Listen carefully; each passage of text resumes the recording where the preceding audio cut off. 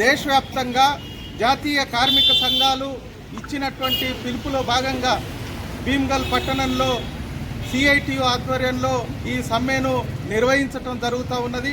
ప్రధానంగా ఈరోజు ఏదైతే కేంద్ర ప్రభుత్వం 4 లేబర్ కోడ్లను తీసుకొచ్చి కార్మిక చట్టాలను కాలరాసే పద్ధతుల్లో నిర్ణయించటాన్ని మేము తీవ్రంగా వ్యతిరేకిస్తూ ఉన్నాం.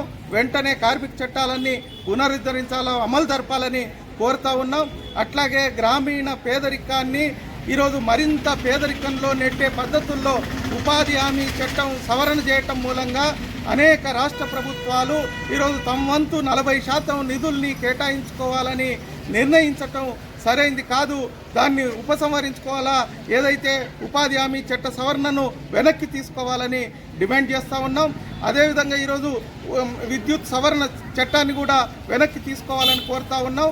ఈ సమస్యలు పరిష్కారం అయ్యేంత వరకు కార్మిక వర్గం మిగతా ప్రజానికంతో కలుపుకొని పెద్ద ఎత్తున రాబోయే కాలంలో ఆందోళన చేయాల్సి వస్తుంది. ప్రభుత్వం వెంటనే వీటిని ఉపసంహరించుకోవాలని మేము డిమాండ్ చేస్తూ ఉన్నాం.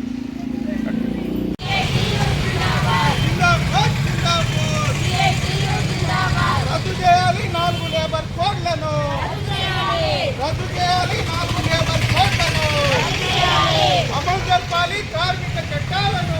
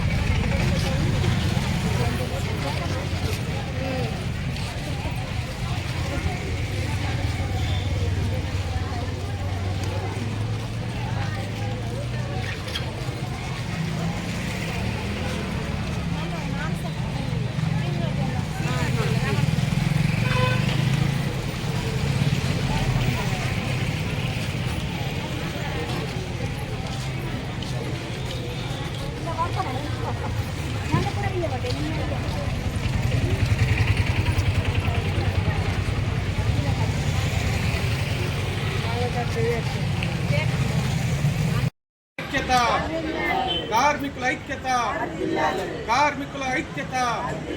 ఉపసంహరించుకోవాలి 4 లేబర్ కోడ్లను, ఉపసంహరించుకోవాలి 4 లేబర్ కోడ్లను.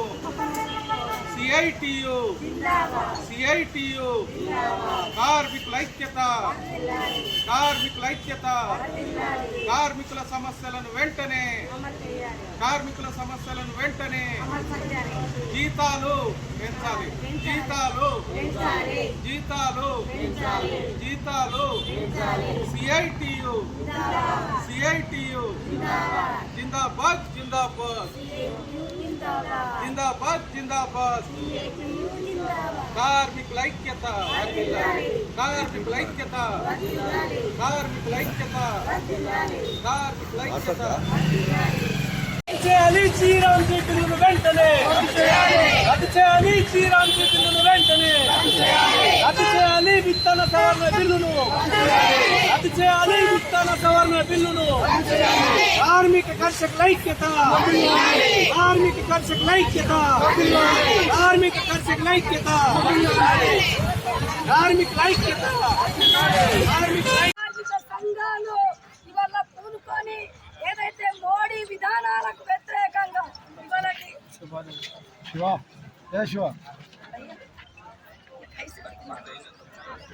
మోడీ విధానాలకు వ్యతిరేకంగా దేశం మొత్తం ప్రజానికం కార్మిక వర్గం మొత్తం రోడ్ మీదకి రావడం జరిగింది. వాళ్ళ మోడీ ప్రభుత్వం ఈ 4 కోట్లను తీసుకొని వచ్చి కనీసం మాట్లాడొద్దు, నువ్వు సంఘం పెట్టుకోవద్దు, నువ్వు సమ్మె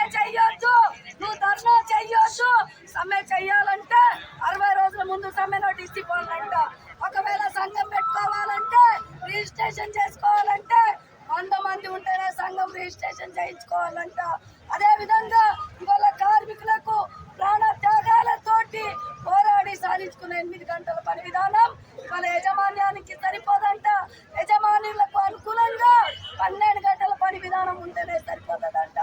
ఇప్పటికే అనేక రకాలుగా సేవలు అందిస్తూ ఉన్నారు కార్మికులు, ప్రజలు అందరూ. ఇవాళ 12 గంటల విధానం తీసుకొని వస్తే కనీసం మనిషి ఎట్లా బతుకుతాడు అనేది అసలు వాస్తవంగా మనిషి 24 గంటలు కాదు కదా, 8 గంటలు కనీసం పిల్లలతో ఉండడానికి, 8 గంటలు పని చేసుకోవడానికి, 8 గంటలు నిద్రపోవడానికి. అంటే రేపు రానున్న కాలంలో నువ్వు సరిగ్గా నిద్రపోవద్దు, రెక్క కనీసం ఇంట్లో పిల్లలకు టైం ఇవ్వద్దు, నువ్వు నిద్రపోవద్దు అనేది ఇలాంటి విధానాలను తీసుకొని వచ్చింది. రెండోది, నువ్వు జీతం ఎప్పుడు ఇస్తే అప్పుడు తీసుకోవాలి, యజమానికి వ్యతిరేకంగా నువ్వు మాట్లాడవద్దు. ఫ్రీడమ్ ఫైట్ ఏదైతే ఇవాళ సంవత్సరమా 2 సంవత్సరాల పర్మినెంట్ పెట్టుకొని ఎప్పుడైనా తొలగించవచ్చు, ఇలాంటి విధానాలను తీసుకొని వస్తూ ఉంది. అదేవిధంగా ఉపాధి హామీ పథకం ఏదైతే బీజీ రామ్జీ అనేది పథకాన్ని తీసుకొని వచ్చిర్రో దాన్ని రద్దు చేయాలనేదే వాళ్ళ వేల మంది వాళ్ళ రోడ్ల మీదకి వచ్చి పోరాటం చేస్తాం. బీజీ రామ్జీ పథకం అంటే ఏంటిది?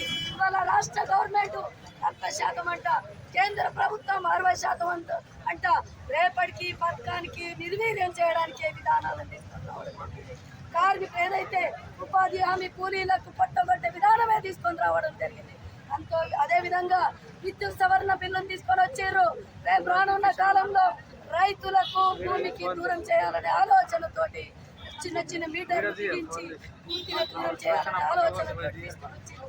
అదేవిధంగా అనేక విధానాలు ఇవాళ పెట్రోల్ పెరిగింది, డీజిల్ పెరిగింది, గ్యాస్ పెరిగింది, వాళ్ళ ధరలు విపరీతంగా పెరిగినాయి. జీతం ఎంత ఉండాలంట తెలుసా? రోజు కూలి ఎంత ఉండాలంట తెలుసా?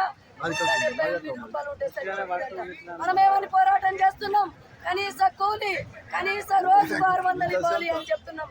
ఏదైతే వామపక్ష ఆధ్వర్యంలో కేరళ గవర్నమెంట్ ఉందో రోజు కూలి 600 ఇవ్వాలని కొట్లాడుతున్నాం.